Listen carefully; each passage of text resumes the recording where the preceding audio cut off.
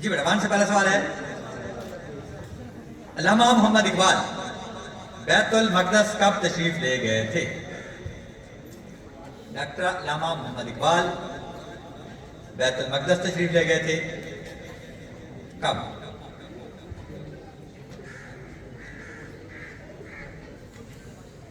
जल्दी करें बेटा, टाइम आपका जा रहा है। शाबाश। जब बेटा पहली गोलमेज कॉन्फ्रेंस के लिए गए थे तब वहां भी गए थे। एक्सीलेंट। नेक्स्ट बेटा आपके पास जवाब गलत हुआ इनका।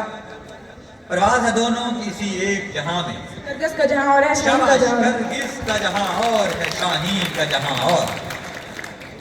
और उस किताब का नाम बताएं जो अल्लामा इकबाल की वफात के बाद शायद।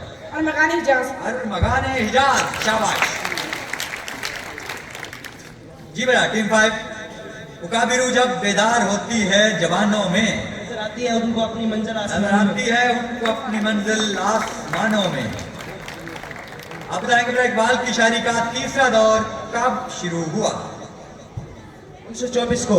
1924 को इकबाल की शायरी का तीसरा दौर खत्म हुआ था। जवाब आपका गलत हुआ, शुरू नहीं हुआ था। नेक्स्ट बेटा बताएंगे, अल्लामा मोहम्मद इकबाल ने अपनी शायरी में किस कौम को जगाने की कोशिश की? बहुत ही आसान सवाल है। इकबाल ने अपनी शायरी के जरिए किस कौम को जगाने की कोशिश की? पाकिस्तानी कौम नहीं थी, और कोई थी। मुस्लिम को। मुस्लिम कौम। शाबाश। जी, आप दोनों तशरीफ ले जा सकते हैं, आप अपनी सीटों पर बैठ सकते हैं क्योंकि आप दोनों 3-3 मैच खेल चुके हैं।